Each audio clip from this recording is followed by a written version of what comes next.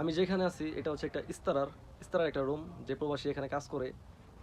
এই যে দেখতে পাচ্ছেন সেই প্রবাসীর বেড, এখানে একজন প্রবাসী থাকে।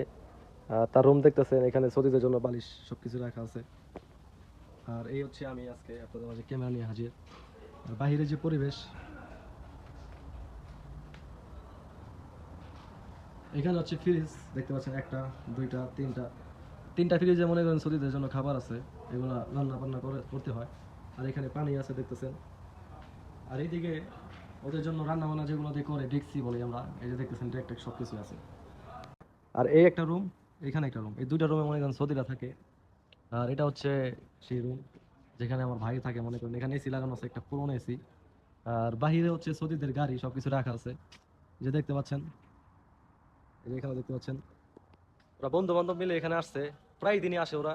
আর আমার যে প্রবাসী ভাই আছে, ওই যত্ন সহকারে মনে করেন খাবার পাকায়। আর কিচেনের যে জিনিসপত্র চলেন, কিচেনে যাওয়া জায়গা আর কিচেনে সবকিছু দেখানো জায়গা আমাদের।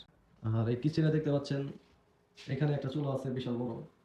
আর এদিকে কিছু রাখা আছে, যত কিছু লাগে রান্না বান্না করার জন্য। এদিকে বেসিং এর লাইন আছে, এদিকে সবকিছুই আছে।